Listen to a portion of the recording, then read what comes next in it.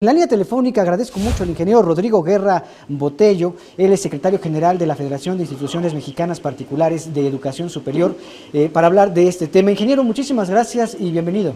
No, gracias a usted, señor Amador. Buenas tardes. Estaba escuchando sus comentarios y efectivamente es un tema de gran importancia para nosotros.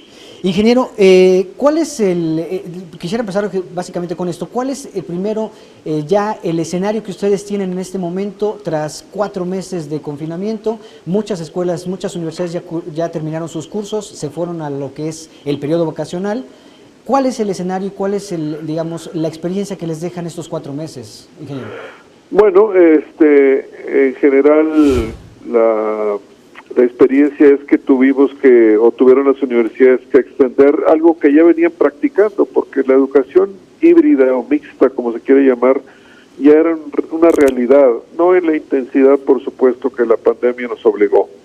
Entonces, las universidades ahorita en vacaciones están preparándose para retomar las clases en septiembre, de acuerdo con los semáforos de cada una de las entidades donde estén ubicados los campus, quizás de modo presencial mixta y a distancia en una forma mixta, por aquello de que las recomendaciones o obligaciones sanitarias los obliguen a espaciar los lugares físicos y la cantidad de alumnos que puedan estar. Así que la experiencia que nos deja es de enseñanza y de preparación para incursionar en una cantidad mucho más superior de lo que hemos experimentado la educación híbrida.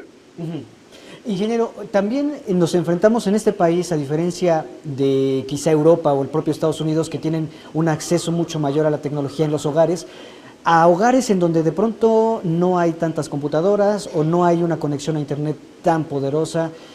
También ese es otro gran reto para las universidades, y no nada más las privadas, también en general, para todas las de institución superior y media superior, básicamente.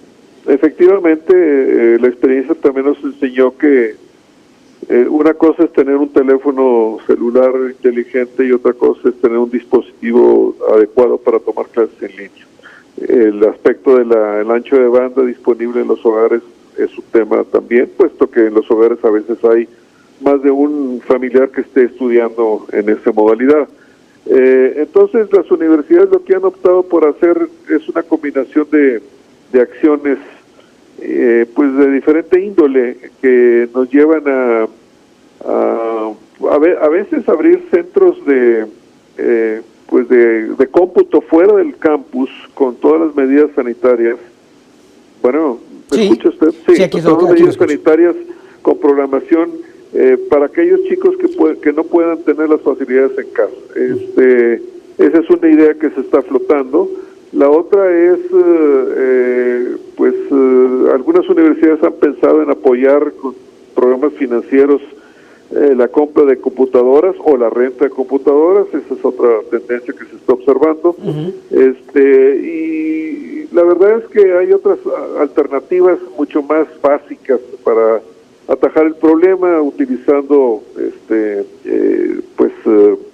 documentos que se envían en internet para efectos de educación a distancia. Así que es un tema preocupante. Vamos a ver qué por ciento nos obliga las circunstancias sanitarias a tener en la educación a distancia. Esperamos que según los semáforos van cambiando, diferentes campos ubicados en diferentes ciudades y estados de la República van a ir reaccionando de acuerdo a lo que se vaya presentando. Claro, ingeniero, tomando en cuenta este tema o este porcentaje, de 10 al 30% de que podrían dejar la matrícula de escuelas o de universidades privadas, ¿hasta dónde podría llegar estas universidades privadas en el otorgamiento de becas o de incentivos a estos alumnos? ¿Hasta dónde la liga económica de estas universidades puede dar para poder apoyar a estos jóvenes? Bueno, yo enteré esta mañana del dato que usted menciona. Yo lo considero altamente especulativo. Déjeme decirle por qué. Sí. Pues como todos sabemos, México enfrenta en promedio nacional quizás un impacto que han venido hablando los expertos de una caída de 10 puntos del Producto Interno Bruto. Pero esto va a estar diferenciado. Los campus de las universidades privadas están esparcidos en las 32 entidades, en más de 150 ciudades. Dependiendo de la región que usted seleccione, pues hay sectores que van a regresar a una productividad y una normalidad antes que otros. Por ejemplo, el automotriz, quizás el turístico, tienen diferentes impactos.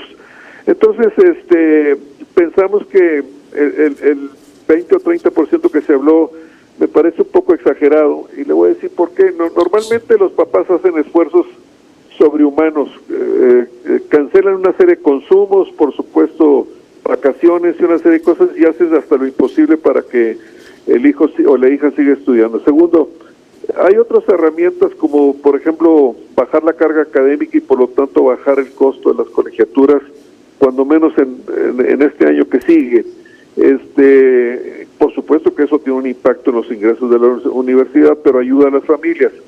Hay algunos bancos que han hecho pues algunas ofertas de financiamiento con pagos diferidos, con la ayuda de las universidades. Entonces, hay algunos instrumentos o consideraciones que nos hacen ver que va a haber diferenciación.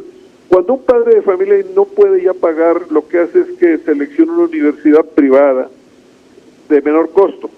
Y entonces es como una cascada que efectivamente en su último tramo pudiera ser que llegaran a las universidades públicas, que son gratuitas. Lo que más nos preocupa es que un chico abandone la universidad para irse a la economía informal a trabajar, porque difícilmente lo podríamos recuperar en los siguientes ciclos o siguientes años. Sí, entonces, los papás, los estudiantes, las universidades están haciendo lo indecible. Nosotros, al menos a nivel de nuestra federación, que son 111 universidades, que juntamos pues casi 800,000 alumnos, no tenemos noticias de cierre. Tenemos noticias de una serie de restricciones, reducción de servicios, reducción de costos, agrandamiento de grupos de clase, etcétera, etcétera, para aumentar la eficiencia operativa de la universidad en los siguientes 1 o 2 ciclos, sí. Pero cierres de universidades, como apunta el reportaje que por ahí leí, de 15% de las universidades privadas, estamos hablando de que se cerrarían 150 o 200 universidades, pues es como a nosotros en este momento, con la información que tenemos, un poco exagerado. Es un poco exagerado. Ingeniero, pues seguiremos atentos a este tema, porque al final pues es muy cierto lo que usted dice. Lo más importante es no perder a estos jóvenes universitarios que decidan, o más bien porque no tengan opción más que irse a la economía informal o formal, y pues, veremos qué es lo que sucede en los próximos meses y cómo arranca el próximo ciclo, Efectivamente, efectivamente, esa va a ser la clave, señor Amador, y estamos a sus órdenes, nos comunicamos posteriormente. Ingeniero, le agradezco mucho, que tenga buena tarde. Al contrario, buenas tardes.